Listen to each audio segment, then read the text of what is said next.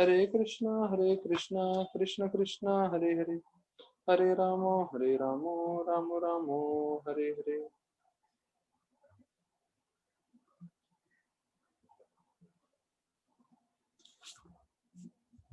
सभी भक्तों का स्वागत है आज के भागवत कथा में।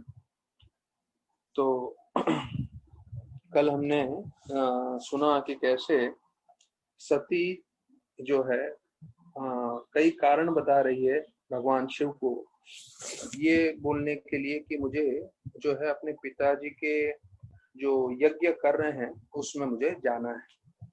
और हमने 8वें श्लोक से 14वें श्लोक तक देखा कि कैसे अलग अलग जो है वो कारण बता रही है कि मेरे अपने रिश्तेदारों से मिलूंगी, अपनी माँ से मिलूंगी, बहनों से मिलूंगी, और जो है अगर कोई नेवता न दे, इनविटेशन न दे, फिर भी अपने दोस्त के घर में जा सकते हो, गुरु के घर में जा सकते हो, पति और पिता के घर में जा सकते हो।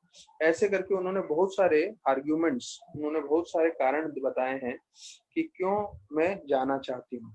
तो हमने कल वो सब चर्चा कर लिया था। फिर जो है प्रभुपाद के तात्पर्य जो है इन श्लोकों पे, वो हम 11वें श्लोक तक हमने चर्चा किया था, जहाँ पे प्रभुपाद बताते हैं कि कोई अपने जन्म स्थली पे बहुत आकर्षित होता है, तो या जैसे हम बोलते हैं कि कोई हमारा स्थान है जहाँ पे हम रहें काफी समय, तो उससे हमारी बहुत ज्यादा आसक्ति होती है। तो ऐसे व्यक्ति को स एव गोखरः, या तो उसको गधे के समान बताया गया है या गैया के समान श्रीमद् भागवतम में। ये इसलिए बताया गया है क्योंकि हमें अपने शारीरिक आसक्ति से दूर जाना है और हमारा मन सिर्फ हमारे शरीर के स्तर पे, हमारे जन्म के स्तर पे नहीं रखना है। हमारा मन हमें कृष्ण के स्तर पे लेके जाना है, क्योंकि हमें मालूम चलता है कि हमने अनेकों जन्म लिए हैं और अगर भक्ति नहीं करेंगे तो भविष्य में भी जो है बहुत सारे हमें जन्म लेने पड़ेंगे। तो इसलिए हम शरीर पे ज्यादा ध्यान नहीं देते, जो है आध्यात्म पे ध्यान देते हैं। फिर 12वें श्लोक में बताया गया है शिव भगवान को अभाव करके बताया गया है। अभाव अर्थात जिनका कोई जन्म न हुआ हो, लेकिन हम जानते हैं कि शिव का जन्म हुआ है, अर्थात वो ब्रह्मा जी के पुत्र माने जाते हैं। और ब्रह्मा जी के जो है दोनों नेत्रों के बीच में से जब तीसरा नेत्र खोला था तो उसमें से उनकी उत्पत्ति हुई थी। और ब्रह्मा जी को उल्टा स्वयंभू बोलते हैं। स्वयंभू मतलब उनका जन्म कोई मनुष्य से नहीं हुआ, पर वास्तविक रूप में उनका जन्म जो है साक्षात विष्णु भगवान के नाभि से हुआ। तो यहाँ पर हमने वो चर्चा किया था कल में कि नीलकंठ बोलते हैं शिव भगवान को, और शिव भगवान जो है सारे दुनिया का, जगत का जो है निवारण कर सकते हैं। सारे दुनिया के जितने लोगों को दुख है, तकलीफ है, तो उसमें उनको मदद कर सकते हैं। तो सती माता सोच रही है कि आप दुनिया के लिए नीलकंठ बन सकते हो, तो आप तो मेरे पति हो, मेरे लिए तो आप विशेष रूप से मदद कर ही सकते हो।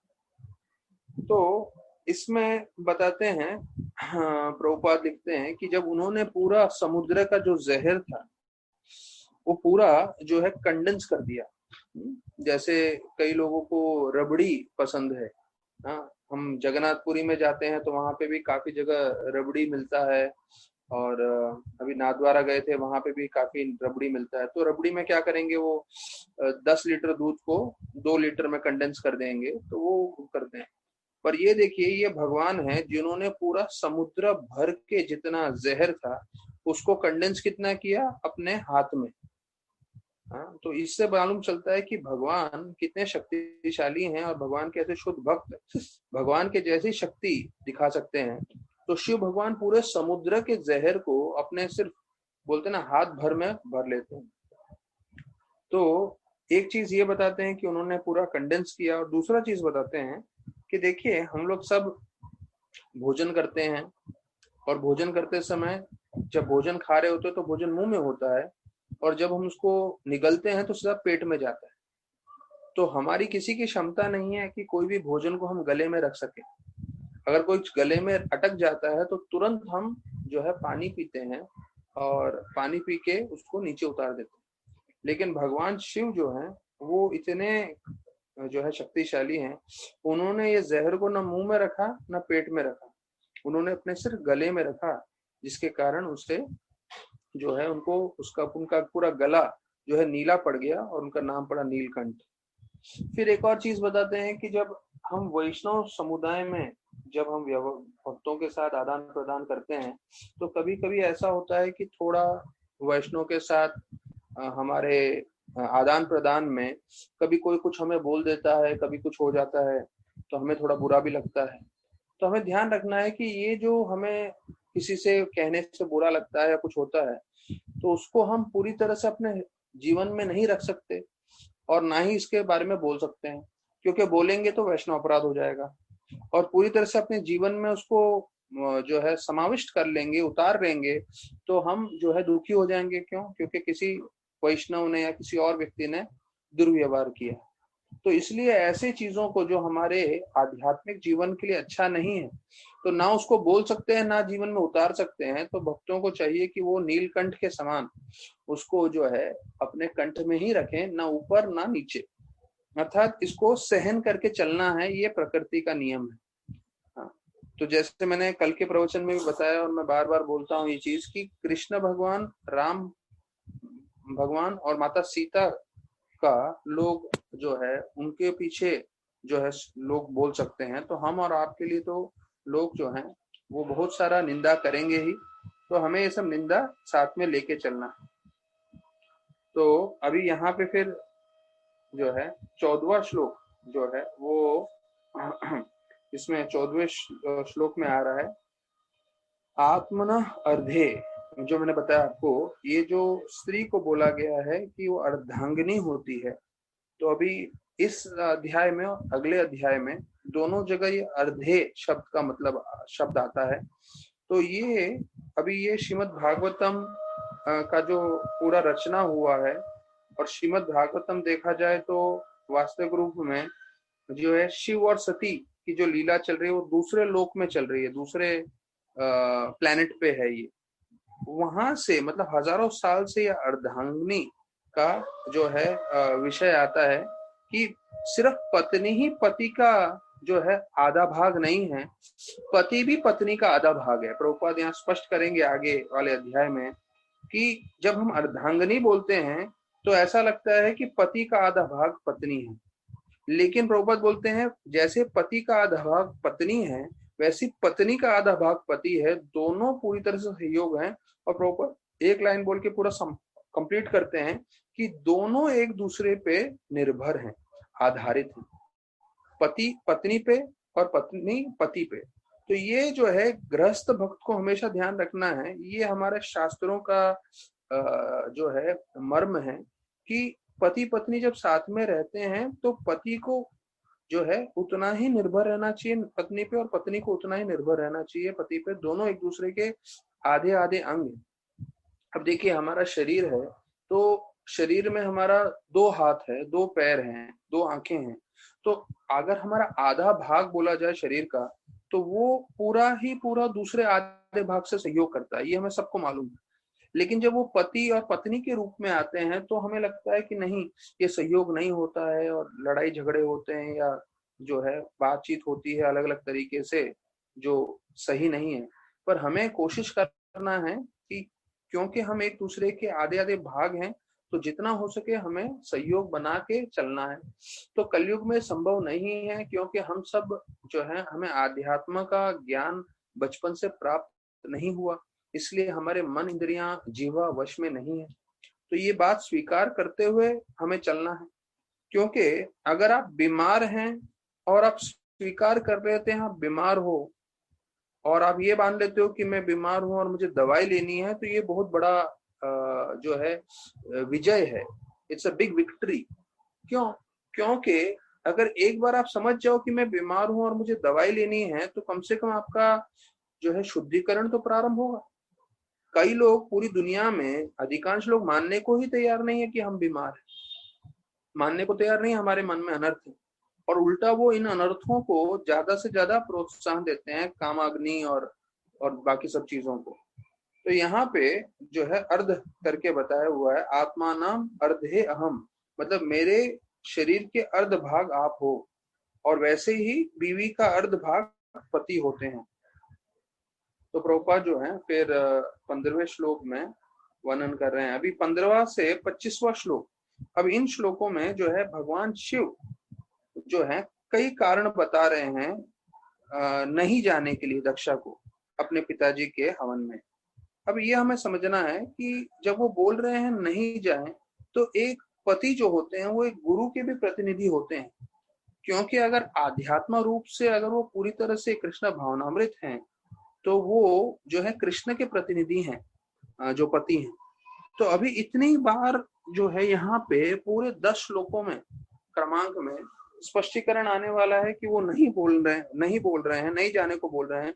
उसके वो ना बोलने के बावजूद जो है वो जाते हैं, और उसके कारण जो है हमें सबको मालूम है कथा कैसे उनका जीवन अंत हो जाता है। तो हमें ये सीखना है कि जब गुरु कुछ बोलते हैं तो गुरु के साथ साथ वो साक्षात कृष्ण भगवान हमें बोल रहे हैं। तो जो भी हम यहाँ सुन रहे हैं तो वो हमें समझना है कि प्रभुपाद के द्वारा जो है साक्षात कृष्ण भगवान हमें ये सब चीज बोल रहे हैं। तो जो भी भक्त है अगर वो नियमित रूप से इसको मानेगा तो वो हमेशा सुरक्षित रहेगा। अभी प्रभुपाद खुद जो है इसके बारे में बोलते हैं कि जब भी मेरे पास समय मिलता है मैं खुद अपनी किताबें पढ़ता हूँ, जब भी मेरे पास खाली समय मिलता है। मतलब प्रभुपाद बोलते थे कि कोई भी ऑथर, कोई भी लेखक अपना किताब नहीं पढ़ता है, लेकिन मैं बार बार अपनी किताबें पढ़ता हूँ। तो प्रभुपाद पूछे श्रुतकीर्ति प्रभु को, क्यों मैं पढ़ रहा हूँ, आपको मालूम है? तो आपको क्या लगता है ये सब किताबें मैंने लिखी है? नहीं, ये सब कृष्ण भगवान ने लिखी है, इसलिए मैं पढ़ रहा हूँ। और जब भी मैं लिखने बैठता था तो कृष्ण भगवान स्वयं मेरे पास आते थे और मेरे को जो है मार्गदर्शन करते थे, और उन्होंने हर शब्द में जो है समाविष्ट है भगवान। तो ये इसलिए इसको दिव्य शास्त्र बताया गया है, ऐसे करके प्रभुपाद बोलते थे। तो प्रभुपाद बोलते थे हमारे कोई भी किताब ले लीजिए इस्कॉन का, भले ही गीता, भगवत गीता ले लीजिए, भले ही आप कृष्ण बुक ले लीजिए, भले ही आप भागवतम या चैतन्य चरितामृत ले लीजिए, बोले कोई भी आप किताब ले लीजिए, हर किताब आध्यात्मिक रूप से इतना शक्तिशाली है कि सिर्फ आप एक ही किताब निरंतर पढ़ते रहेंगे तो आपका जीवन सार्थक हो सकता है, भगवत धाम जा सकते हैं। प्रभुपाद गीता में लिखते हैं, इसमें कृष्णा बुक में लिखते हैं कि ये सिर्फ एक किताब आपको भगवत धाम ले जाने के लिए सक्षम है। तो अगर हम सोचे कि नहीं 10 मिनट सोने से पहले अगर हम कृष्ण किताब भी पढ़ते रहे रोज, तो ये पढ़ इसलिए नहीं रहे कि हमें प्रचार करना है, या ये पढ़ इसलिए नहीं रहे कि हम बड़े पंडित बनना चाहते हैं, हम इसलिए पढ़ रहे हैं क्योंकि हम बस कृष्ण का संग चाहते हैं, कृष्ण का स्मरण करना चाहते हैं। जब रासलीला चल रहा था और कृष्ण भगवान जो है गोपियों से जो है दूर चले जाते हैं, क्योंकि गोपियों को लग रहा था हम बहुत भाग्यशाली हैं, कृष्ण भगवान हमारे संग में हैं। तो जब जैसे उनमें थोड़ा सा भी अहंकार आ गया तो उस अहंकार का नाश करने के लिए, दमन करने के लिए भगवान उधर से अदृश्य हो गए। अब जब गोपियां जो सबसे शुद्ध भक्त हैं पूरे पृथ्वी पे और पूरे सृष्टि के, तब जब उनके संग में कृष्ण नहीं थे तो वो कृष्ण का स्मरण करते हुए वही सब लीला दोहराने लगी जो कृष्ण भगवान ने वृंदावन में किया था। तो कोई पूतना वध के बारे में बताने लगा, कोई तृणावर्त वध के बारे में बताने लगा, कोई अरिष्टासुर, कोई बकासुर, कोई अघासुर, और जितने भी ऐसे लीलाएं थी, गोवर्धन लीला, वो सब बताने लग गए सब। तो देखिए जो इस पूरे सृष्टि ब्रह्मांड के पूरे सृष्टि आध्यात्मिक और भौतिक जगत के सबसे उत्तम भक्त हैं, वो क्या कर रहे हैं? भगवान की लीला का स्मरण कर रहे हैं। तो वही चीज हम भी जो है भगवान की लीला का स्मरण करेंगे तो हम जो है निश्चित रूप से जो है भगवान के हमेशा संग में रहेंगे। और विशेष रूप से रात को सोते समय जो है अगर सब परिवार हम बैठ के 10 मिनट कृष्ण लीला सुने, तो ये चीज गोपियां कर सकती हैं, तो हम लोग को क्या प्रॉब्लम है कलयुग के बद्ध जीवों को? और ये ही मार्ग है जिससे हम भगवत धाम जा सकते हैं। तो राधानाथ महाराज एक उत्तम चीज बताते हैं। महाराज बोलते हैं भय क्या है, व्हाट इज फियर। देखिए हम लोग सब हर एक किसी न किसी चीज से भयभीत रहते हैं। तो बोलते सबसे बड़ा भय ये रहता है कि हम मृत्यु के समय सब कुछ खोने वाले हैं, और ये हकीकत है। तो जो भौतिकवादी व्यक्ति है उसको मालूम है कि मृत्यु के समय मैं सब कुछ जो है खोने वाला हूँ, I am going to lose everything, उसके बाद भी वो उसकी तैयारी नहीं करेगा। लेकिन जो भक्त है उसको मालूम है ये होने वाला है, तो इसलिए वो आध्यात्म में जो है रोज भागवत कथा सुन सुन के जो है, भागवत कथा की इतनी शक्ति है, भले ही हमें समझ में आए ना आए। कई बार ऐसा होता है, लोग बोलते हैं प्रभु जी आज का प्रवचन समझ नहीं आया। ठीक है, समझ में नहीं आया चलेगा, पर शुद्धिकरण तो करेगा ये चीज। अभी जैसे हमें बताते हैं कि अगर आप पूछा जाए आज गुरुवार है, पिछले गुरुवार को आपने दोपहर को खाने में क्या खाया था, तो बहुत मुश्किल है लोगों को बताना पिछले गुरुवार एक हफ्ता पहले मैंने दोपहर को खाने में क्या खाया था। लेकिन खाया था अवश्य रूप से, जिसके कारण आज वो ऊर्जा बन के, शक्ति बन के हमारे शरीर में जो है हमें ताकत दे रही है।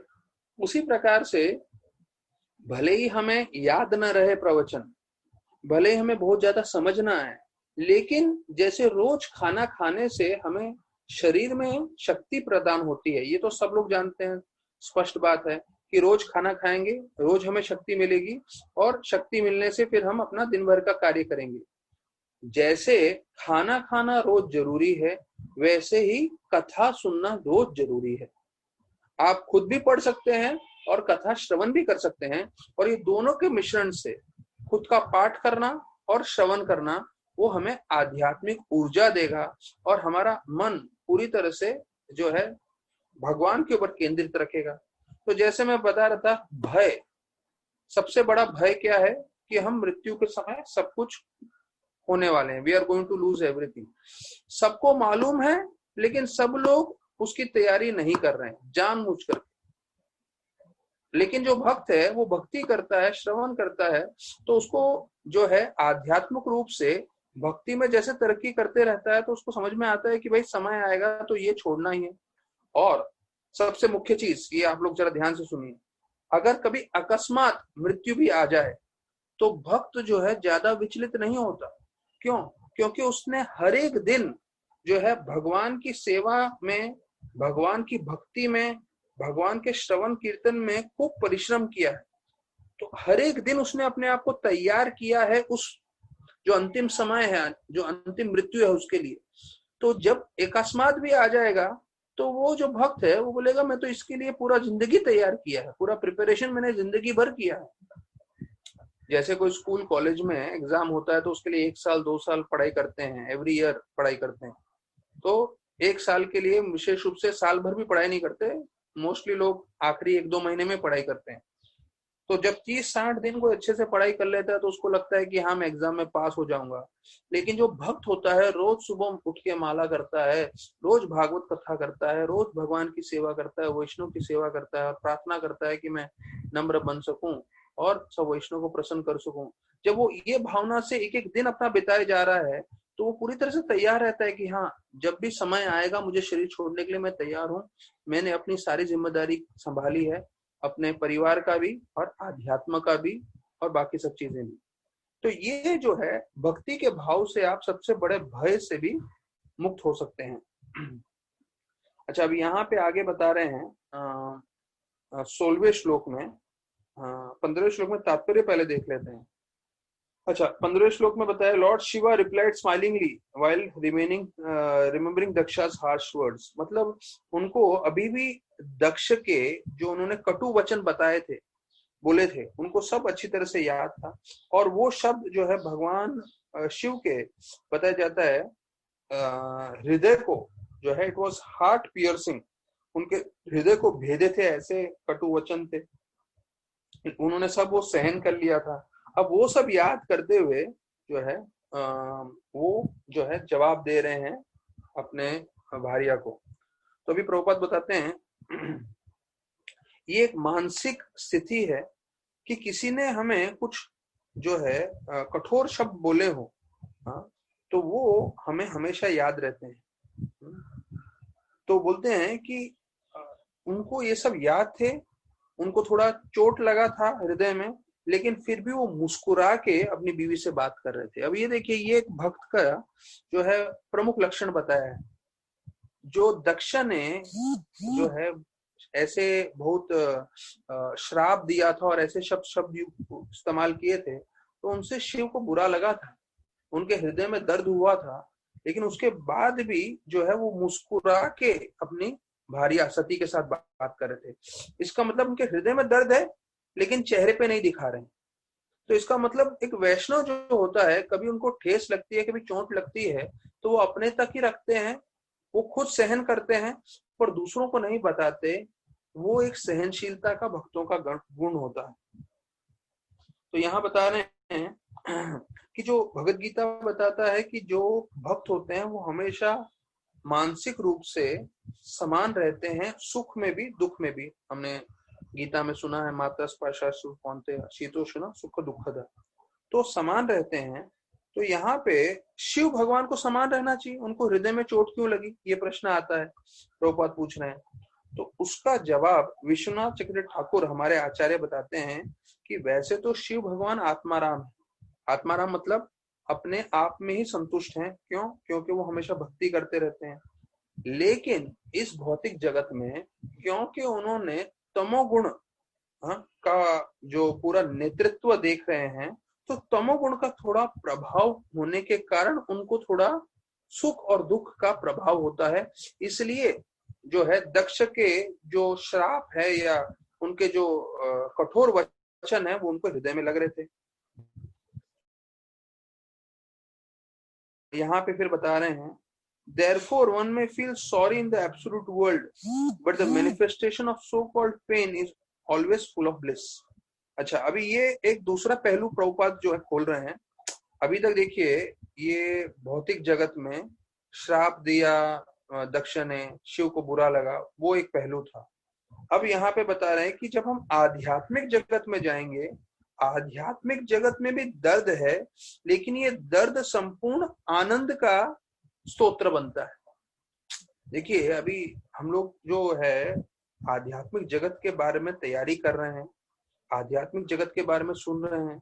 ये हमने सुना है कि जो आत्मा है उसका कभी जन्म नहीं होता। हाँ, अजो नित्य शाश्वतम शाश्वतम यम पुरानो न हन्यते हन्यमाने शरीरे, ये पूरा गीता में हमने सुना हुआ है कि आत्मा जो है, मतलब हम लोग स्पिरिचुअल वर्ल्ड में एटर्नली हम लोग जाके रहने वाले हैं। तो जो वहां पे जीवन है उसके बारे में यहाँ पे थोड़ा थोड़ा शास्त्रों में वर्णन किया गया है कि वहां पे अगर कोई कष्ट भी होगा, लेकिन वो कष्ट जो है संपूर्ण आनंद का स्तोत्र बनेगा। तो यहाँ पे बता रहे हैं कृष्णा वॉज प्लेइंग, अब इसका उदाहरण देते हुए बताते हैं, Krishna was playing in so many ways, sometimes it appeared that he caused distress to the gopis, but actually such dealings were full of transcendental bliss.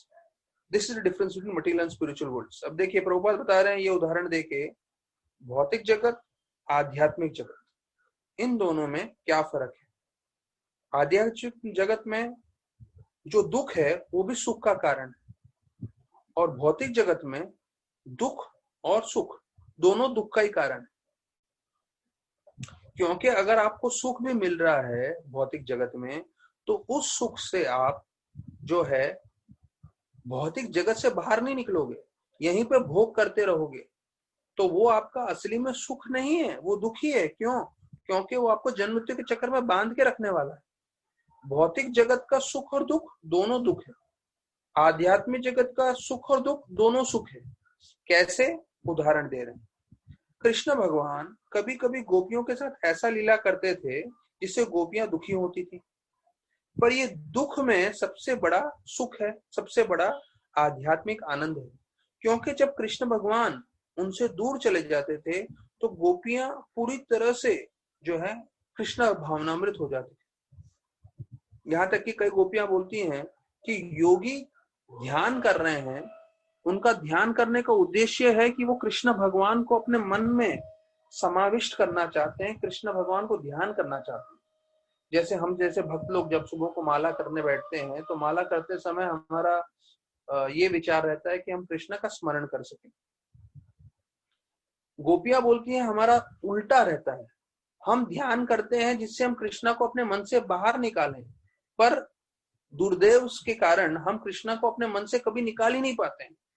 ये देखिए उनका कितना ऊंचा स्तर है। वो लोग मेडिटेट करते हैं कि कृष्ण के बारे में न सोचें, लेकिन अब कितना ही ट्राई करे लेकिन वो कृष्ण के बारे में ही सोचते रहते हैं।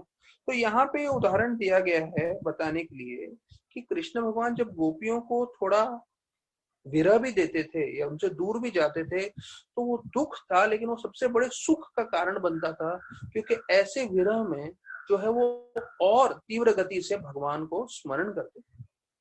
तो जैसे अभी हम लोग भी हैं, हम लोग इस परिस्थिति में लॉकडाउन में हैं, मंदिर नहीं जा सकते, लेकिन अगर आप अभी इस वक्त जो है जितना तीव्रता से स्मरण करें तो आप जो है उतना ही भगवान के संग में रह सकते हैं और आपको उतना आनंद प्राप्त हो सकता है इस परिस्थिति में भी।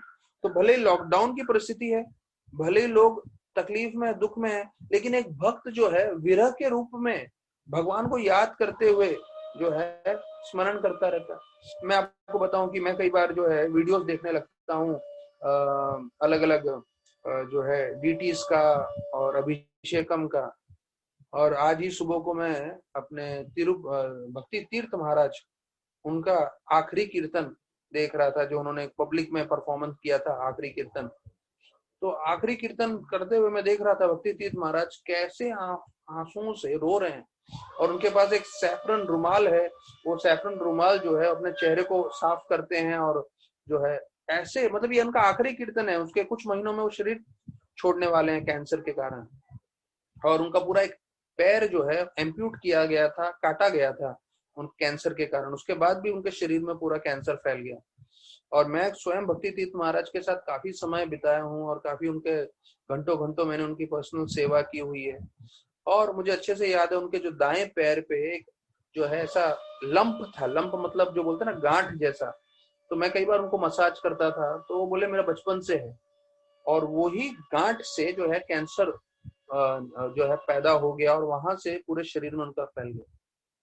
तो अभी ये भक्ति तीर्थ महाराज आज से मैं बोलूं 15 साल पहले मुझे याद है जब वो मंगल आरती के लिए कीर्तन करते थे मंदिर में, तो मंगल आरती के कीर्तन में जो है जय राधा माधव, जो श्री राधा माधव कुंज जो हमारे जो अष्ट हम प्रार्थना करते हैं, श्री राधिका माधव्योर पारा माधुरी लीला गुण रूप नामना, तो उस समय वो सीधा भागने लग जाते थे अपने हाथ में वो एक बड़ा ड्रम जैसा लेके, और वो जो है राधा गोपीनाथ से लेके पीछे प्रभुपाद तक और फिर प्रभुपाद से लेके आगे तक, और जो गुरु ये मंगल आरती था जो 5:30 बजे बंद होता था वो सीधा 6 बजे तक चलता था।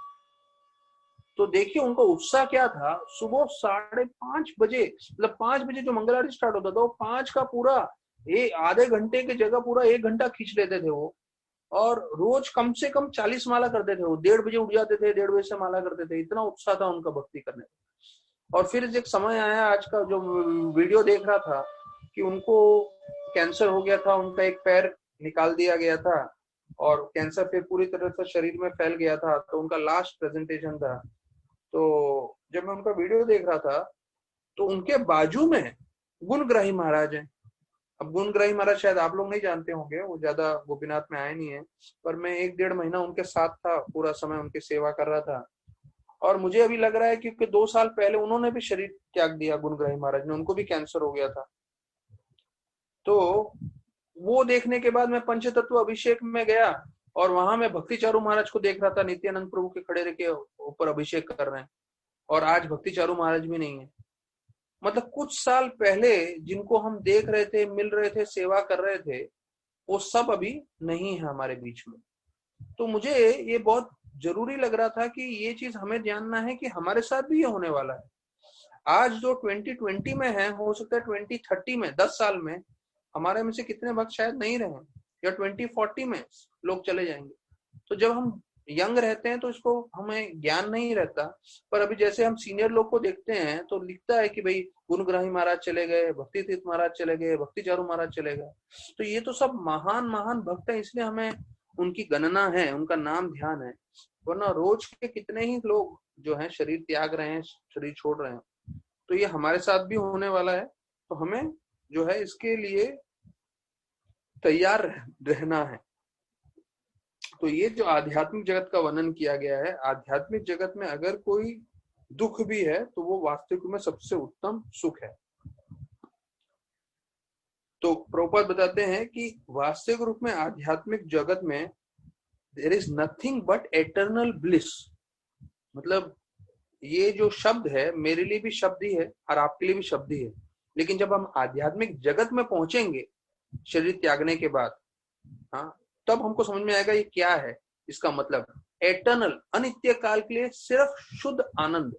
हाँ, देखिए मैं आपको उदाहरण देता हूँ। हम लोग इस भौतिक जगत में देखते हैं अंबानी जैसे, मुकेश अंबानी जैसे लोग ने कैसे अपना एंटीला बनाया हुआ है, कैसे अपना घर बनाया हुआ है।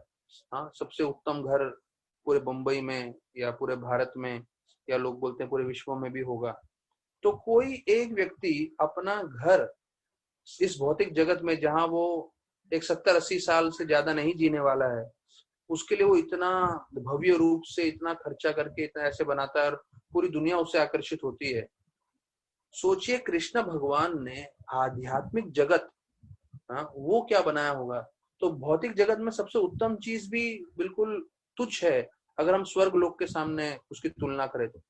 और स्वर्ग लोक जो है ऊपर के लोकों के सामने एकदम तुच्छ है। मतलब क्योंकि स्वर्ग लोक के ऊपर भी बहुत अलग अलग लोक हैं, जन लोक, तप लोक, सत्यलोक, महर लोक, ब्रह्म लोक।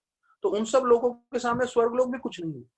और जब हम आध्यात्मिक जगत की बात करते हैं वैकुंठ का, तो वैकुंठ के सामने जो है ब्रह्मलोक भी बिल्कुल तुच्छ है, जो उन्होंने पूरा जो है बनाया है। और वैकुंठ जो है गोलोक वृंदावन के सामने इतना उत्तम नहीं है, क्योंकि गोलोक वृंदावन जहाँ कृष्ण भगवान रहते हैं वो सबसे उत्तम है। तो सोचिए हम लोग कहाँ जाने का तैयारी कर रहे हैं, वो जगत में, आध्यात्मिक जगत में जो सबसे उत्तम है, और वहां जाएंगे तो यहाँ के एंटीला से हम लोग इतने आकर्षित हो रहे हैं। तो सोचिए कितने जो है करोड़ों करोड़ों अनगिनत गुना जो है खूबसूरत आनंदित आध्यात्मिक जगत होगा, जो भगवान ने स्वयं बनाया है, जो नित्य काल से वहां पे है, और हम लोग नित्य काल से वहां रह रहे थे, और वहां पे हम प्रवेश करने की तैयारी कर रहे हैं। तो 16वें श्लोक में बताया गया है, शिव भगवान बोल रहे हैं कि जो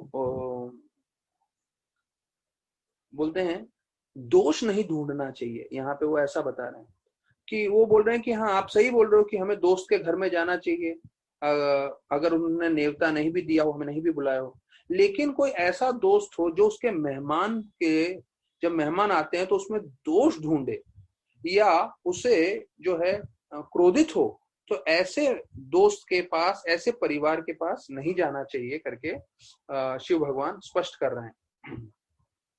अब देखिए शिव भगवान जैसे में कहता है आदि गुरु जैसे भी हैं, तो वो बता रहे हैं कि उनको दिख रहा है कि अगर सती वहां पे जाएगी अपने पिता के घर पे, तो पिता जो है वो पूरी तरह से जो है अहंकार के भाव में है, पूरे शरीर शरीर की भावना में है वो, और वो क्रोधित हो जाएंगे उसके अपनी पुत्री के आने से। और जो है सती, उसका कोई दोष नहीं है, वो जो है उसने कोई गलती नहीं की, लेकिन फिर भी जो है उस अपना क्रोध वो इसकी तरफ दिखाएंगे, और क्रोध दिखाने के कारण जो है बताया जाता है ये सहन नहीं कर पाएगी सती। तो ये दक्ष को पहले से ही मालूम था कि ये सब होने वाला है।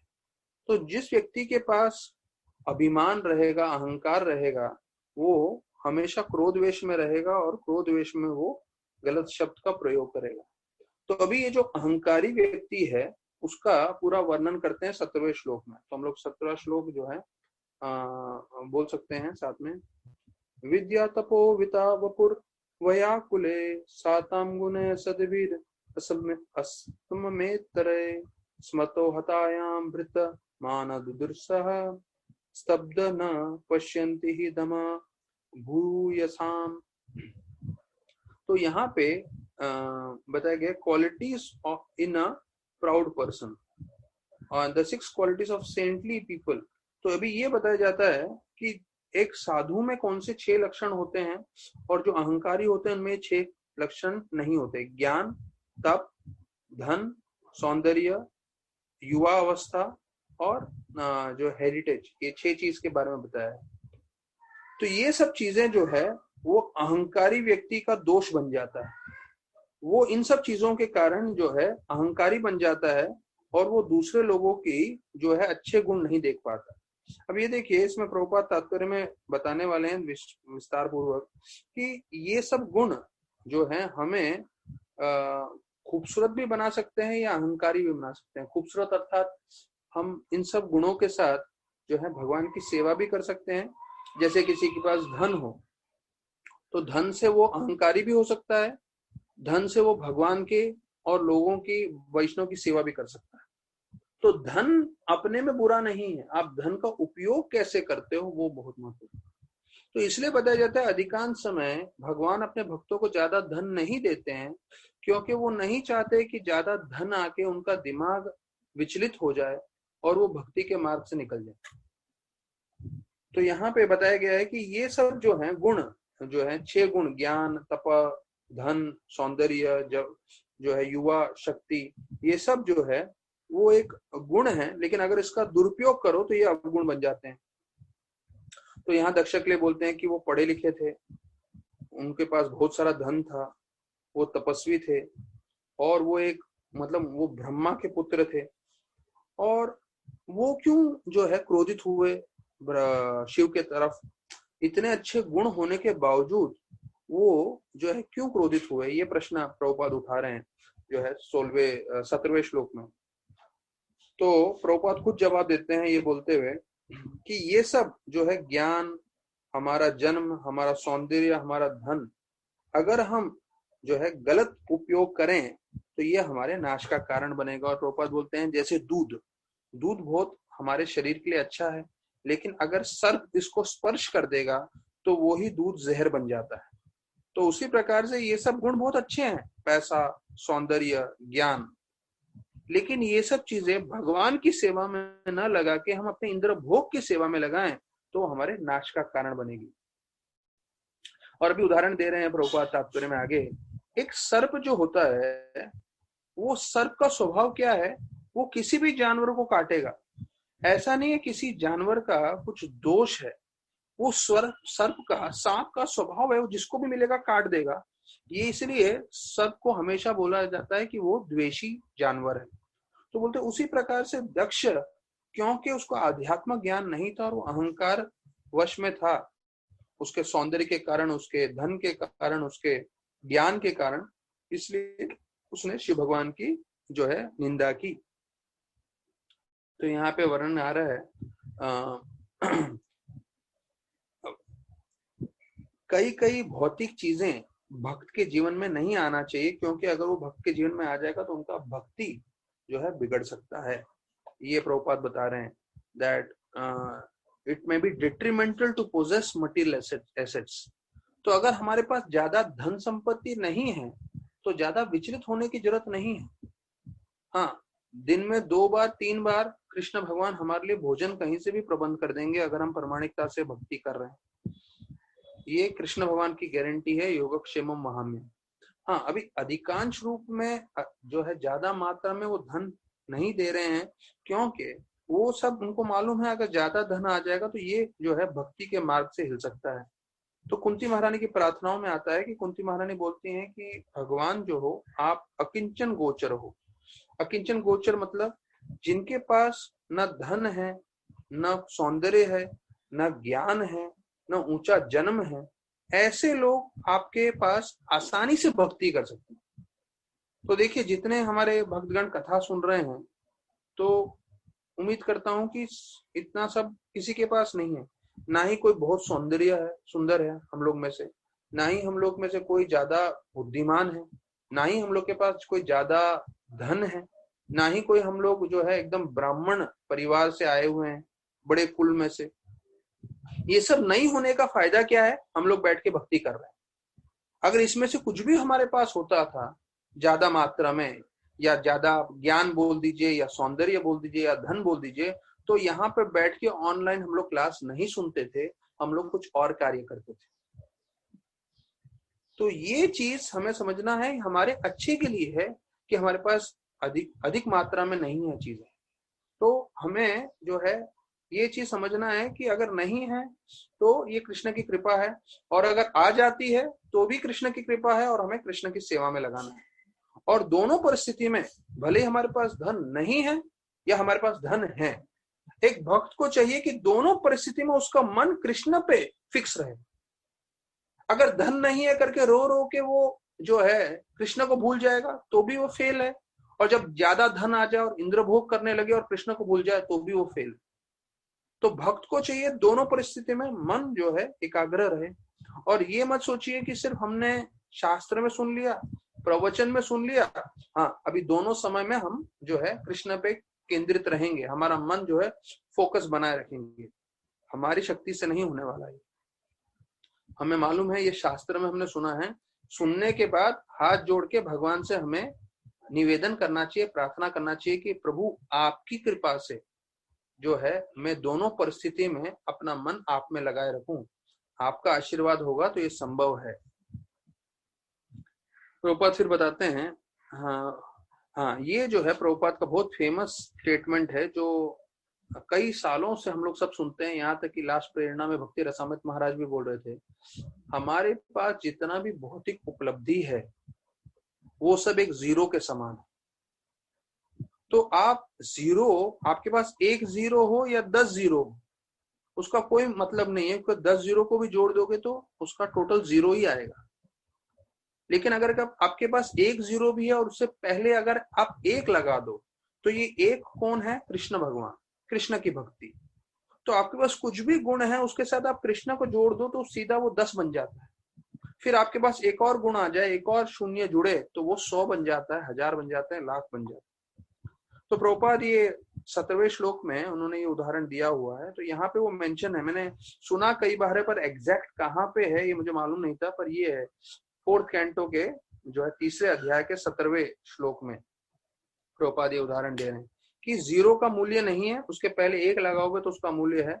वैसे ही हमारे जीवन में हमारी डिग्री, हमारा पैसा, हमारा सौंदर्य, हमारा धन और जो भी चीजें हैं हमारे पास, उसका मूल्य तभी होगा जब हम कृष्ण के साथ उसको जोड़ेंगे। नहीं तो कितना ही ये सब मूल्यवान चीज जीवन भर आप इकट्ठा करते रहें, मृत्यु के समय सब नश्वर हो जाएगा, सब खत्म हो जाएगा।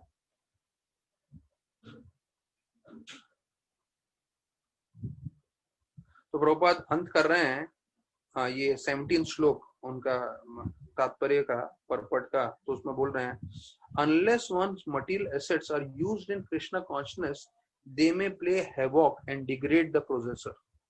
मतलब इसका हिंदी में अनुवाद करने जाएं तो बोल रहे हैं कि अगर जो है आपके पास बहुत सारी भौतिक चीजें प्राप्त हो जाएं तो आपके जीवन में वो पूरी तरह से जो है भूकंप ला सकती है और पूरी तरह से आपको ढसा सकती है, आपका पूरा नाश कर सकती है।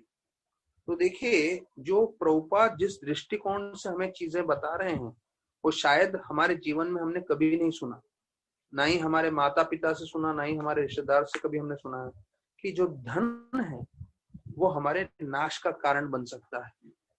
देखिए कितना महत्वपूर्ण चीज बता रहे हैं, बोल रहे हैं it will play havoc and degrade the possessor. मतलब हमारे जीवन में पूरी तरह से जो है मुश्किलें ला सकता है ये धन, और हमारा चेतना को पूरी तरह से नष्ट कर सकता है। तो हमें ये चीज, मतलब आज के मैं बोल रहा हूँ श्लोक में, काफी श्लोक में चर्चा कर सकते हैं, पर ये श्लोक को जो है हमें पूरी तरह से अपने मन में बैठा के रखना है कि भाई भागवत तो हम सुनते जा रहे हैं, बहुत सारा रोज का हमारा भागवत कथा चल रहा है, पर ये हमें जो है दिमाग में रजिस्टर करके बैठाना है कि जो कुछ भी है कृष्णा की सेवा में है। और अगर हमारे पास नहीं है तो भी ठीक है, अगर आ जाए तो भी ठीक है, लेकिन दोनों परिस्थिति में मुझे सब कृष्णा की सेवा में लगाना चाहिए और मैं हमेशा कृष्णा की भक्ति में रहना चाहिए। अच्छा मैं आपको बताता हूँ अभी क्या है, इतना हेवी परपट आ गया है तो मैं आगे धीरे धीरे जा रहा हूँ। अगर आप कृष्ण की सेवा नहीं करोगे तो निश्चित रूप से आप जो है किसी और की सेवा करोगे। मैं आपको बता रहा हूँ 6 महीने से मैं वसई में था, 6 महीने के बाद अभी यहाँ पर आया हूँ। यहाँ पे मैं देख रहा हूँ मेरे ही बिल्डिंग में लॉकडाउन में लोगों ने कुत्ता को पाला है, बिल्ली को पाला है, और हमारे जो ग्राउंड फ्लोर में रहते हैं उसने कम से कम 50 जो है पौधे लगाए हैं। अच्छी बात है पौधा लगाना तो, पर मैं ये बोल रहा हूँ देखिए सेवा करने का भाव कितना रहता है। या तो आप कृष्ण की सेवा करो, नहीं तो जैसे प्रभुपाद बोलते थे आइदर यू सर्व गॉड और you serve the opposite. GOD नहीं तो DOG, डॉग। तो जो है कुत्ते को ये लोग पालते हैं और कुत्ते को 1 नंबर 2 नंबर कराने के लिए लेके जाते हैं, और यहाँ तक कि कुत्ते को घूमना पसंद है तो उसको एक्टिवा पे बीच में बैठाते हैं और जो है शाम को लेके जाते हैं। मतलब कुत्ते की इतनी सेवा। हाँ? तो सोचिए, अगर भक्ति नहीं करेंगे तो कुत्ते की, बिल्ली की, जो बिल्ली की सेवा कर रहे हैं। मेरा लड़का है, उसको बिल्ली दिखाने के लिए लेके गया मैं दूर से, तो माल बता रहे थे कि मेरे पास वो प्रवचन दे रही थी, जैसे मैं आपको प्रवचन दे रहा हूँ भागवत के ऊपर। वो प्रवचन दे रही है मेरे को कि कैसे मैंने उसके लिए बिस्तर बनाया, कैसे वो आके सोती है, कैसे वो गुस्सा होती है तो नाखून मारती है। मतलब देखिए, हर एक व्यक्ति में किसी ना किसी के साथ आसक्त होने की इच्छा है, और वही आसक्ति अगर हम भगवान के साथ नहीं जोड़ेंगे तो कुत्ते के साथ, बिल्ली के साथ, इनके साथ जोड़ेंगे। हमारे सामने जो रहते हैं पड़ोसी, उनके यहाँ बोलते हैं अरे हमें तो टीवी चाहिए ही चाहिए, हम तो सुबह उठते ही टीवी चालू कर देते हैं, टीवी का म्यूजिक चलता ही रहता है। तो हम जो भी काम करते हैं पर पीछे से गाना या न्यूज चैनल या कुछ ना कुछ चलता रहता है, तो हम श्रवण करते रहते हैं, तो हमारा दिन रहता है। बिना टीवी के तो हमारा जीवन संभव ही नहीं है। देखिए, फिर से वही बात आ रही है कि लोगों में श्रवण करने की इच्छा है, लेकिन कृष्ण भक्ति का श्रवण छोड़ दो तो फिर फिल्म के गानों का श्रवण करेंगे, न्यूज चैनल का श्रवण करेंगे, फलाना फलाना श्रवण करते रहेंगे। तो हमें सोचना है हमें अपने चित्त में क्या डालना है, फिल्म के गाने डालने हैं या हमें जो है कृष्ण की कथाएं डालनी है। और कृष्ण की कथा डालने से कितना हमारा शुद्धिकरण होता है, कितना हम कृष्ण भगवान के संग में रहते हैं, कृष्ण भगवान का कितना आशीर्वाद प्राप्त करते हैं। और मैं जो दूसरे प्रोग्राम में प्रचार कर रहा हूँ, तो उनको बहुत जो है मुझे प्रेरणा देना पड़ रहा है कि भैया आप लोग कृष्ण का माला जप करिए, क्योंकि कई प्रोग्राम नए लोगों का है प्रोग्राम, वो लोग माला भी नहीं करते हैं। तो मैं सोच रहा हूँ कितना उनका जीवन दुर्भाग्यशाली है। भले उनके पास, कई लोगों के पास बहुत ज्यादा धन भी होगा तो, लेकिन क्या फायदा उसका, क्योंकि अभी आपके पास ना कृष्ण भगवान की भक्ति है, ना कृष्ण भगवान का सेवा है, ना उनकी कृपा है। आपके कर्मों से आप छूट नहीं रहे हो, और मृत्यु अकस्मात अभी आएगी या भविष्य में आएगी, उसकी आपकी तैयारी नहीं है, और जो आपने किया है सब कुछ छोड़ दोगे, फिर से दूसरे शरीर में जाओगे। क्या फायदा है इसे जीवन का। इससे अच्छा तो भक्ति में कोई किसी भी स्तर में हो, अगर वो माला कर ले किसी तरह से और भगवान का स्मरण करे, ध्यान करे, ये करे, तो निश्चित रूप से उसका कल्याण हो सकता है। अच्छा, तो इसमें राधानाथ महाराज एक बहुत महत्वपूर्ण चीज बताते हैं जो हम सबको ध्यान रखना है। महाराज बता रहे हैं कि we are simply meant for the service of devotees. देखिए, एक भक्त का जीवन का उद्देश्य क्या होना चाहिए, हमने ये चर्चा पहले कर लिया है भागवतम से। मद भक्ता पूज्या अब्धिका, कृष्ण भगवान स्पष्ट कर रहे हैं, मेरे में और मेरे भक्तों की सेवा में, मेरे भक्तों की सेवा ज्यादा उत्तम। हमने वो भी सुन लिया है कि भगवान को और भक्तों को सेवा करने का मौका मिले तो हमें भक्तों की सेवा करनी चाहिए। तो विशेष रूप से जो भक्तगण मेरी कथा सुन रहे हैं, ध्यान रखिए, जब हम भक्तों के बारे में बात कर रहे हैं तो वो भक्त हमारे घर में, हमारे बीवी, हमारे बच्चे, हमारे पति, सब भक्त आ जाते हैं। तो विष्णु भगवान की सेवा से उत्तम है हमारे परिवार वालों की सेवा। उनकी हम अच्छे से सेवा करेंगे तो हम आध्यात्मिक रूप में उन्नति करेंगे। तो हमें अधिकांश समय ये भी ध्यान रखना चाहिए कि भाई भगवान को प्रसन्न करने के लिए जो है मुझे इनको प्रसन्न करना है, मेरे पति, मेरी पत्नी, मेरे बच्चों को जो है उनको प्रसन्न करेंगे, उनका अच्छा से ध्यान रखेंगे तो भगवान विष्णु प्रसन्न होंगे। और यहाँ पे महाराज उसके लिए बोल रहे हैं, we are simply meant for the service of devotees. हम लोग का जीवन का उद्देश्य क्या है, वैष्णव की सेवा करने की, और उसके लिए हम लोग कोई भी दाम चुकाने को तैयार हैं वैष्णव को प्रसन्न करने के लिए। तो ये भारी है, मतलब मैं इसे दोहरा रहा हूँ, मतलब मुझे भी इसको अंतःकरण करना है। हम लोग कुछ भी दाम चुकाने के लिए तैयार हैं, क्यों, वैष्णव को प्रसन्न करने के लिए। हम लोग कोई भी तकलीफ झेलने के लिए तैयार हैं, क्यों, वैष्णव को प्रसन्न करने के लिए। हम लोग सब तरह का तप करेंगे, सब तरह का मुश्किलें झेलेंगे वैष्णव को प्रसन्न करने के लिए। जो हमारे हृदय में हमको सबसे प्यारा है वो चीज भी हम बलिदान कर देंगे, वो चीज भी हम छोड़ देंगे वैष्णव को प्रसन्न करने के लिए। ये महत्वपूर्ण है, क्योंकि हम लोग छोड़ नहीं सकते ऐसा। ये महाराज बोल रहे हैं और मैं इसे दोहरा रहा हूँ, मेरा भी उतना क्षमता नहीं है, तो मैं आपको सिर्फ दोहरा रहा हूँ और बोल रहा हूँ कि जो हमारे हृदय में हमको सबसे प्रिय है वो चीज भी हम छोड़ देंगे। क्यों? अगर वैष्णव प्रसन्न होते हैं तो उसके लिए। और ये सब करने के बदले में कि हम जो है कुछ भी सेक्रीफाइस करेंगे, कुछ भी हम तकलीफ झेलेंगे, हम कोई भी दाम देने को तैयार हैं। हमारा जीवन उद्देश्य है भक्तों का प्रसन्न करने के लिए, भक्तों को सेवा करने के लिए। और इतना सब करने के बाद हमें बदले में क्या चाहिए? एक ही चीज, और वैष्णव की सेवा। देखिए क्या ऊंची चीज बताई है, इसलिए हमें गुरु की आवश्यकता है। इतना सब करने के बाद हमारे जीवन में हमें क्या चाहिए? सिर्फ एक, और सेवा, वैष्णव की सेवा। ठीक है। तो अभी हम जो है आज का थोड़ा श्लोक हमने कम चर्चा की है, पर महत्वपूर्ण श्लोक है ये। हमें ऐसा नहीं है कि आज का भागवत सुन लिया, हाँ रोज भागवतम कर रहे हैं, सुन रहे हैं, ठीक है, नहीं, ये सब चीजें जो है हमें अपने अंतःकरण तक लेके जाना है। ये आज का कथा, ये 17वां श्लोक का जो प्रभुपाद ने तात्पर्य बताया है, ये मैं चाहूंगा सभी भक्तगणों से प्रार्थना करें, हम अपने इष्ट देवता राधा गोपीनाथ जी से और गौर निताई जी से, प्रभुपाद से, कि ये जो आज हमने श्लोक प्रवचन सुना है हमारे मरते दम तक हमारे हृदय में, हमारे मन में रहे, और इसके हिसाब से हम अपना जीवन व्यतीत कर सकें। ऐसा नहीं है कि हम सिर्फ जो है कथा के हिसाब से बोल रहे हैं और आप कथा के हिसाब से सुन रहे हैं और अपने जीवन में लागू ना करें। ये है कि हमारे जीवन में कुछ भी ऐश्वर्य आए, कुछ भी आए, हम सब भगवान की सेवा में लगाएं। हाँ, वैष्णव की सेवा में भी लगा सकते हैं, अपनी सेवा में भी लगा सकते हैं, लेकिन ये चीजें हमें भक्ति से दूर नहीं करना चाहिए। हमारा नित्य भगवान का जो साधना है, हमारा जप है, हमारा जो भागवत है, हमारा जो प्रचार है, वो रुकना नहीं चाहिए।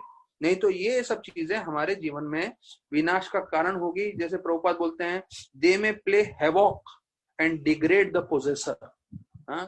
ये हमारे जीवन में पूरा का पूरा भूकंप लेकर आएगी और हमें पूरा उस भूकंप में ढसा डालेगी जीवन भर, ये सब ऐश्वर्य। तो इतना हेवी होने के बाद, और मैं दूसरे टॉपिक्स नहीं लेना चाहता, जैसे राधानाथ महाराज का बताया कि क्यों हमें सेवा करना चाहिए, वो भी बहुत महत्वपूर्ण है और ये मनन करने के योग्य है। अभी मैं सीधा आ रहा हूँ राधानाथ महाराज कैसे अयोध्या में प्रवेश किए उसके ऊपर मैं चर्चा कर रहा हूँ। तो राधानाथ महाराज जो है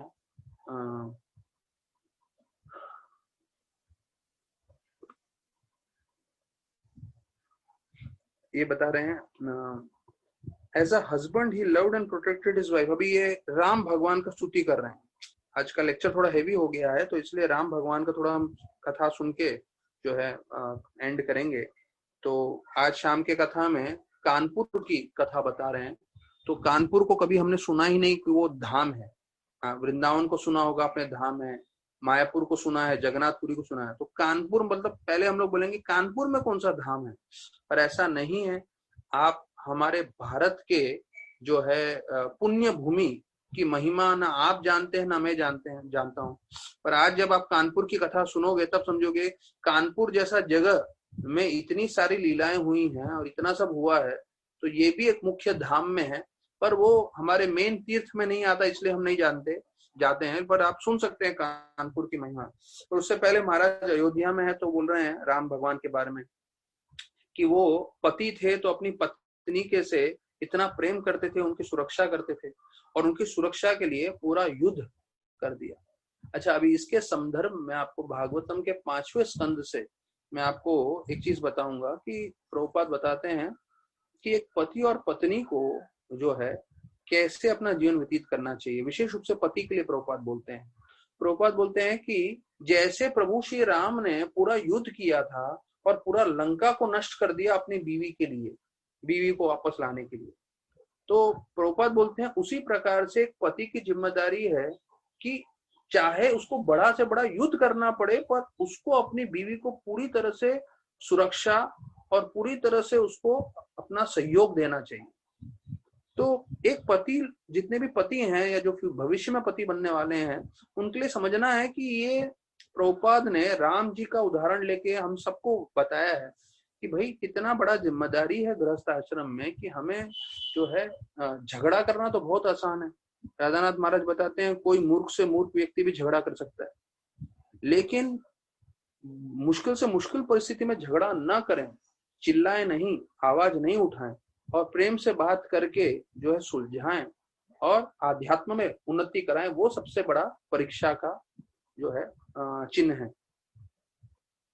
तो बोलते हैं कि शिष्य के जैसे उन्होंने अपने गुरु के जो है बहुत सेवा की। विश्वामित्र मुनि के बारे में बोल रहे हैं।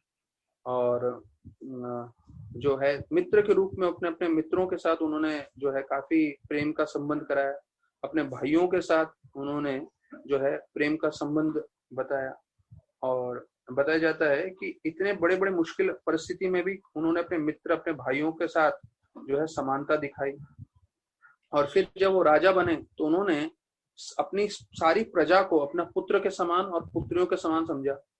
हाँ, और फिर बताया जाता है इसके लिए भगवान राम बहुत पूजनीय है, इसलिए उनको मर्यादा पुरुषोत्तम भी बताया गया है। अब महाराज बोलते हैं कि जब वो अयोध्या में थे तो वो हर रात को जो है सरयू नदी में सोते थे। मैं सरयू नदी पे गया हूँ, अयोध्या में है। और बोलते हैं मैं सुबह वहीं पे स्नान करता था और फिर मैं रोज जो है मैं वहां से पहली बार जब गया तो राम जी के जन्म स्थली पे चला गया। तो जब मैं उधर पहुंचा तो मुझे समझ में आया यहाँ तो भैया सबसे बड़ा जो है झगड़ा हो रहा है।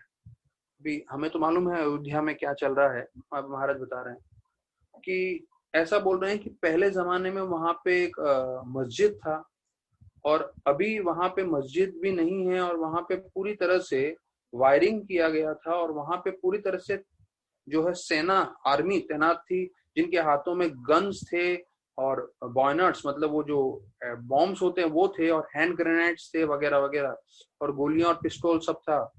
तो महाराज बोले ये राम का जन्म स्थान है और यहाँ पे देखिए क्या सीन है, पूरे सैनिक घूम रहे हैं और वगैरह।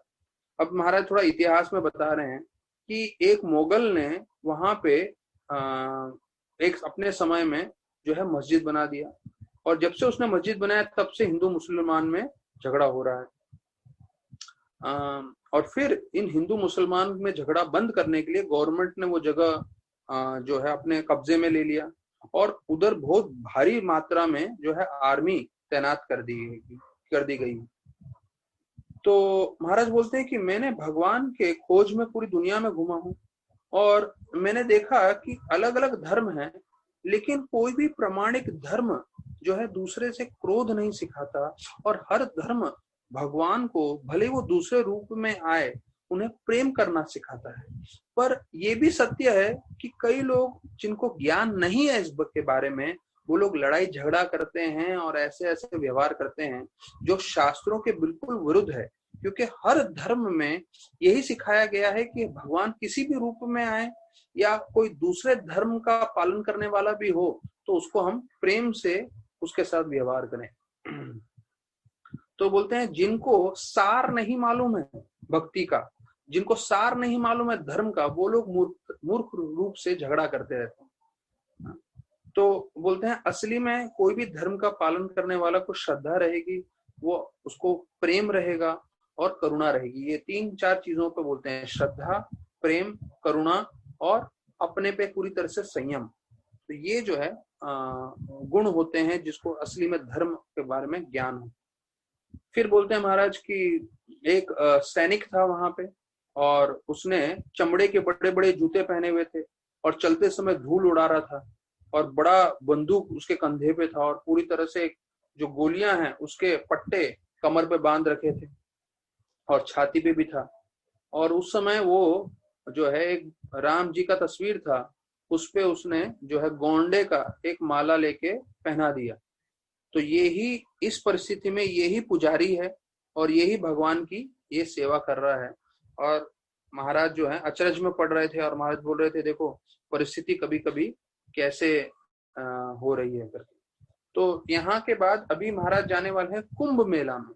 कुंभ मेला हमें मालूम है प्रयाग है, जहाँ पे इस बार 4 करोड़ लोग आए थे पिछले आखिरी कुंभ में।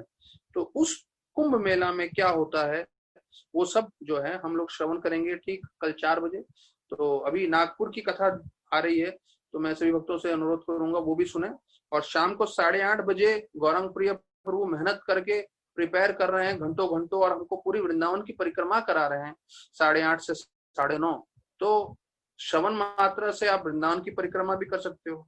तो देखिए प्रभुपाद की बड़ी कृपा है, और मैं बोलूंगा काल वर्ष से, काल के शक्ति से भली कोरोनावायरस आया हो, पर मुझे याद है अधिक मास में इतना श्रवण, इतना जप हमने कभी नहीं किया इतने साले अधिक मास जितने भी गए हैं हमारे जीवन में। पर ये अधिक मास में हमें मौका मिल रहा है कि हम रोज भागवत सुन पा रहे हैं, एक एक धाम में जा रहे हैं, और साथ में हम रोज प्रतिदिन वृंदावन परिक्रमा कर रहे हैं। तो इस पूरे स्वर्ण अवसर का फायदा उठाइए और नम्रता से, तीव्रता से जीवन पर्यंत भक्ति करते रहें। बहुत बहुत धन्यवाद सभी भक्तों का। हरे कृष्णा।